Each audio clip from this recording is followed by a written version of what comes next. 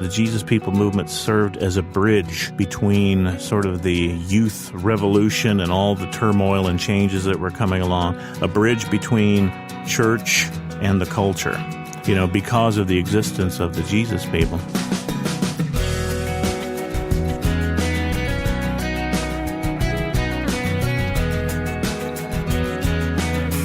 Today on First Person, a look back at the Jesus People in America. Hello, I'm Wayne Shepherd. My guest will be Larry Eskridge, the author of God's Forever Family. I'm glad you've joined us today for what I believe is a largely untold story in American life. I'll introduce you to today's guest and topic in just a moment. First, a reminder that each and every interview on this program is available online for listening at any time. At firstpersoninterview.com, you can choose from a long list of guests and hear their story unfold through our conversation. And if you would prefer to download the interview to your computer or MP3 device, the podcast is available on iTunes. Just search for First Person Interview with Wayne Shepherd. Also, we can be found at facebook.com/firstpersoninterview. Well, Larry Eskridge is a friend I've known for many years. He serves on the staff of the Institute for the Study of American Evangelicals at Wheaton College. Now he's also the author of a book which tells the story of the Jesus People movement in America, a detailed account of what took place among America's youth in the 60s and 70s. Larry joined me recently here in the studio, and I began by asking him about the study group he's a part of. Well, the Institute for the Study of American Evangelicals is an organization that was founded back in the early 80s. And we attempt to study American evangelicals, the history, both for an academic audience in the university setting, and we try to be able to serve as mediators with the press to help explain evangelicals to them and, to help them understand the history. And we also attempt to, help folks in the churches to better understand their heritage as well, and that's our mission. It really is incredibly important to understand that, and not just for the secular world, so to speak, but for even believers in churches to understand where we came from and why we got where we are and what we learned along the way. Yeah, and we find there's really kind of a dearth of understanding about sort of recent American church history, the background even of the evangelical movement. A lot of folks in the pews may not be terribly well-versed, say, on early church history, but we find that there's even more of a gap when it gets to the later periods, from the last couple centuries, which is really kind of their home in a lot of ways, their church home, their tradition.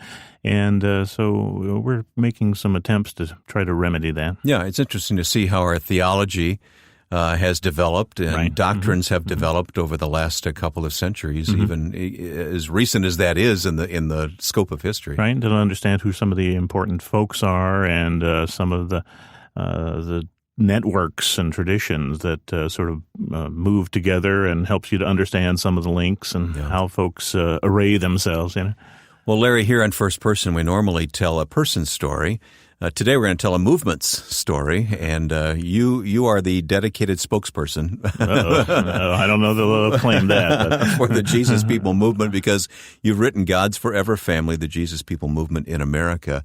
So I want to talk about this, and it was a fun book to read, as I've told you before, because of course, I lived during this time period. And whenever you read about a time period you lived through, it really makes it interesting because many of the names you'll recognize, and some of them are still with us, actually. So give me a starting point on this. Late 60s? Yeah, probably the mid to late 60s. 1967 is probably a good starting point. The movement begins, actually, the first recognizable embodiment of the movement really is in Haight-Ashbury in San Francisco during the height of the Summer of Love, the famous, gathering of all these hippies to San Francisco. Flowers in the hair. Flowers in the hair, yep, exactly.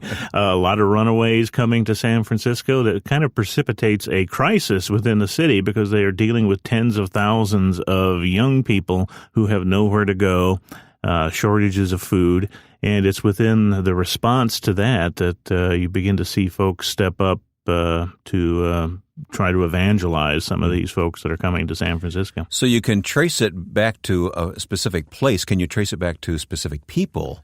Yeah, this particular group of people surrounding a fellow by the name of Ted Wise and his wife Elizabeth, who really came from, I guess you would call, a beatnik background from the 50s and earlier 60s in San Francisco. They began to attend church at a Baptist church up in Marin County across the bridge.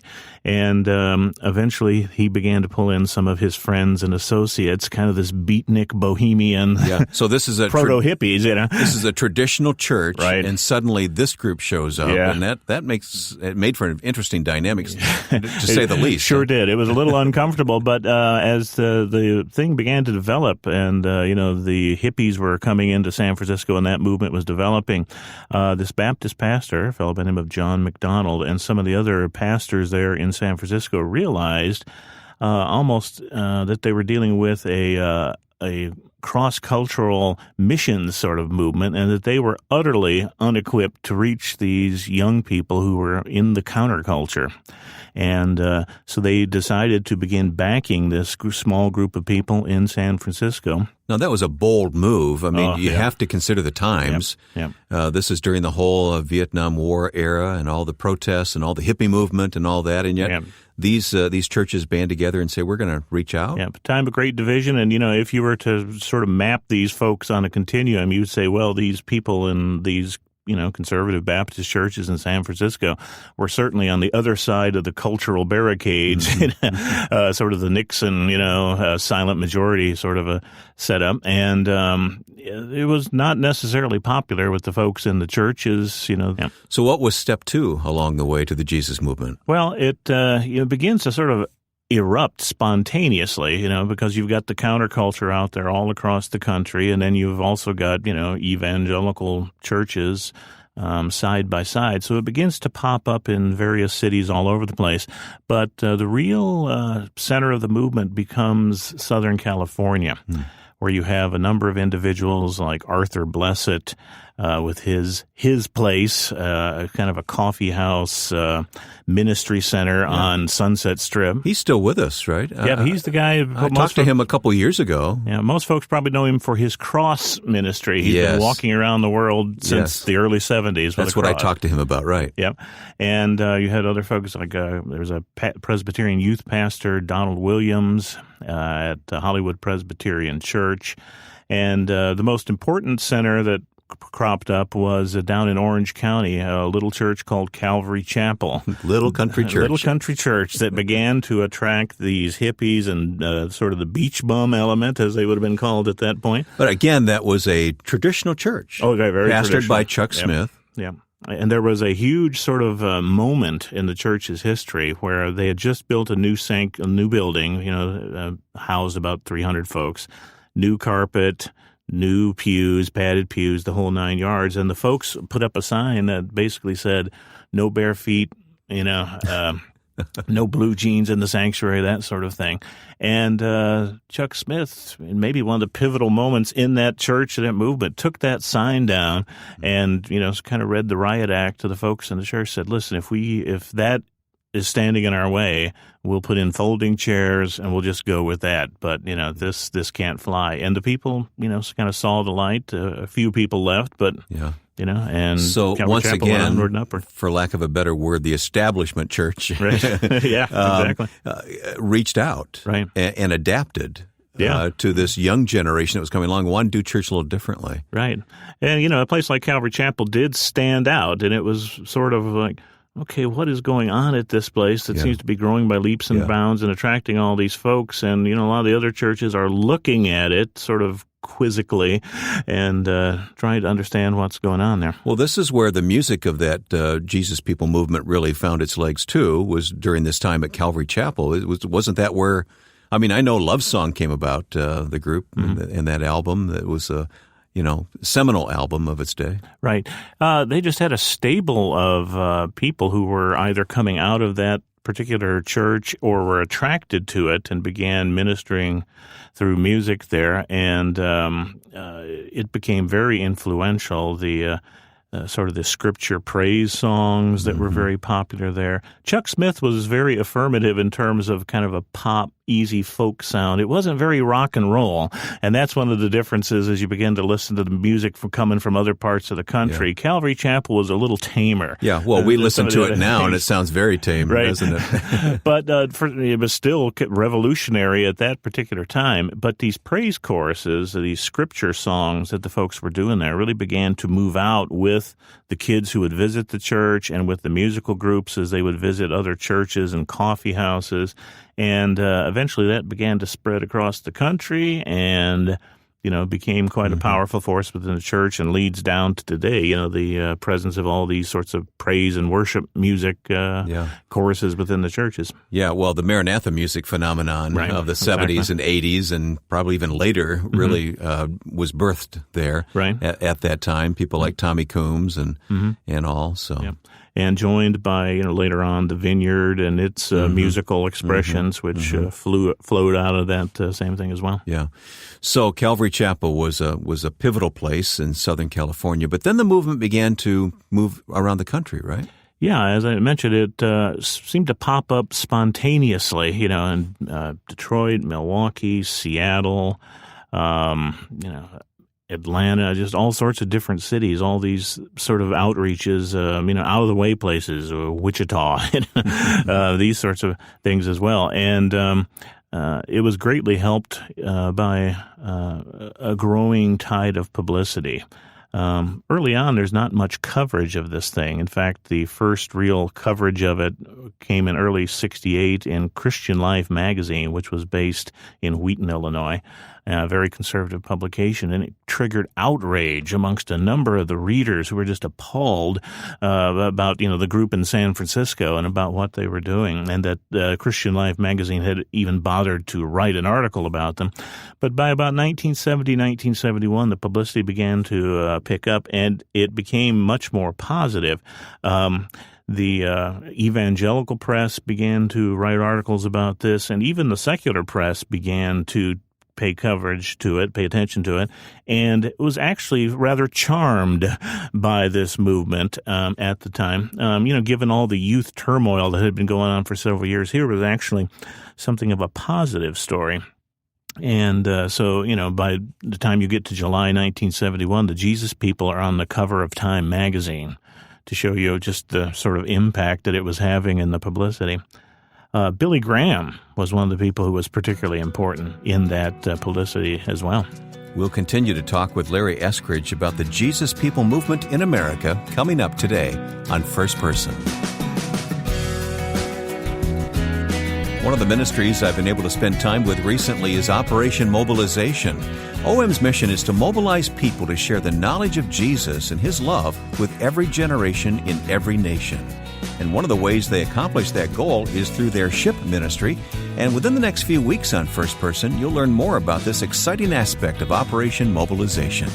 There's more information when you click the OM link at firstpersoninterview.com. That's firstpersoninterview.com. My guest on First Person today is Larry Eskridge. Larry is with the Institute for the Study of American Evangelicals at Wheaton College and the author of God's Forever Family, the Jesus People Movement in America. And I read the whole book and really loved reading this book. I don't read every book that comes to my office, Larry, or even every book for the authors that I interview because there just isn't time. But this one really got my attention, and I loved reading it, and hope our listeners will get a copy of it as well. A moment ago, you mentioned Dr. Billy Graham. When did he become aware of this Jesus People movement? Well, you know how folks tell the story for these things, so it's always, sort of a set thing. But New Year's Day, the Rose Bowl Parade, was where he claims that he first really encountered this thing and became aware of it. They're having this parade going down the street, and Graham and his wife Ruth were the co-marshals for this thing. So they're riding in the convertible. They're riding in the convertible, doing the parade thing. And these Jesus People types are, in the parade because it's Billy Graham, right? They're there to show up and support Billy. And they begin flashing the one-way symbol, which folks of our age may remember was an upraised index finger pointing towards the sky. And Billy was kind of mystified at this and, well, let's return that back to you. And the folks were sort of shouting one way, Jesus, that, and Billy, well, this is interesting.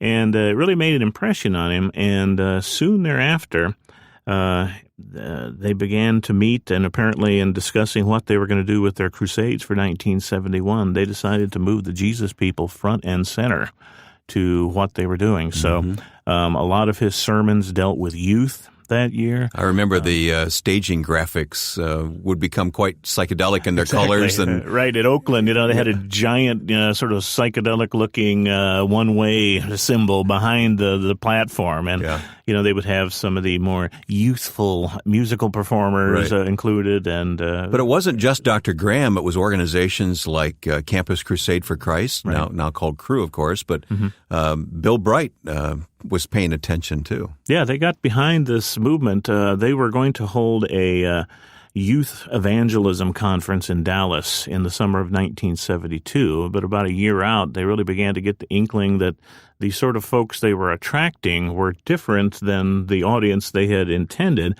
And it really did morph into sort of a Jesus festival. And, it came full with a Jesus music festival. So 80,000 kids show up for this meeting at the Cotton Bowl, and 180,000 estimated for this music festival on a very hot Saturday in Dallas. And it really did become kind of an advertisement for the Jesus movement. Yeah. I had forgotten until I read your book that a very young Paul Eshelman was put in charge of that. Paul Eshelman, of course, through the years has been responsible for the whole Jesus film around the world, which is an amazing ministry. But that was his one of his early assignments with Campus Crusade. This was kind of his baptism by fire. Explo 72. Yeah. Okay, so the media is paying attention. Mainstream organizations like Billy Graham and Campus Crusade are paying attention. The movement is starting to pop up in the Midwest and other places around the country in the form of coffee houses. Yeah, the movement really begins to change, particularly because in the early urban pockets of the movement across the country and in Southern California, we were really dealing with a group of folks who were, really kind of hardcore counterculture coming out of the drug culture. Well, that was still going on elsewhere as the movement was spreading and gaining publicity. But you really began to attract a large cohort of high school and young college-age kids who were coming out of the conservative churches and who identified with this Jesus People movement. Folks for whom the allure of popular music and popular culture was very strong and who felt maybe kind of a little marginalized by being part of their conservative church culture.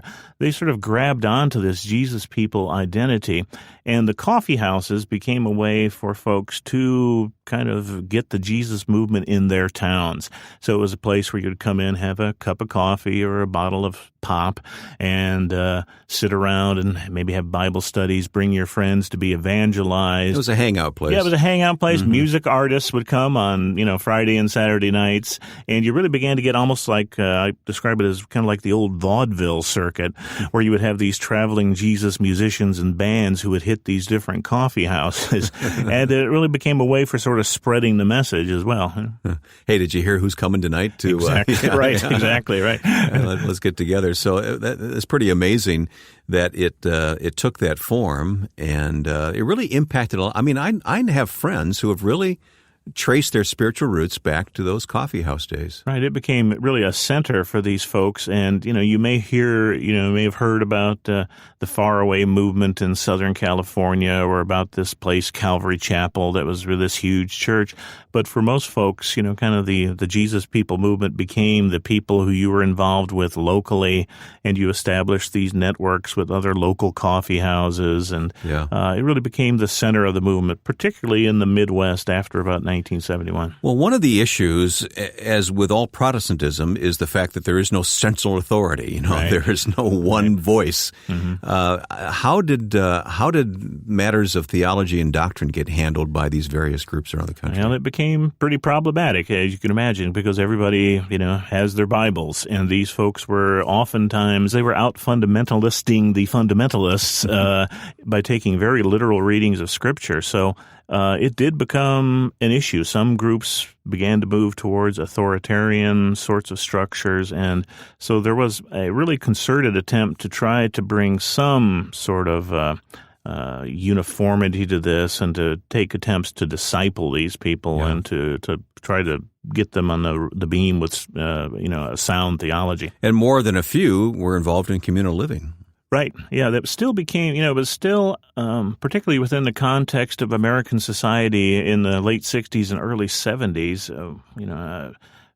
the nuclear family was the center and, people living in their little suburban tract homes and that sort of thing. That was sort of the standard way that they envisioned that. So the Jesus people did still stand out by the fact that even after the coffee house movement begins, you still have communal houses, and a lot of your most committed members of some of these groups spend at least part of their time in some sort of a communal arrangement, sort of taking their cue from the second chapter of Acts, the Bible, not the group, and that this was the template that they were supposed to follow. Yeah. Well, after doing all this research, and by the way, you had a lot of questionnaires that went out, and I don't know how many people were interviewed for your book. I don't know if you know how many people you interviewed for this book, but yeah, probably 80 or 90 people who were, kind of big players in the movement. Yeah. Let's talk for a few minutes about some of the conclusions about all this. What did we what advantage to the kingdom because of the Jesus People movement?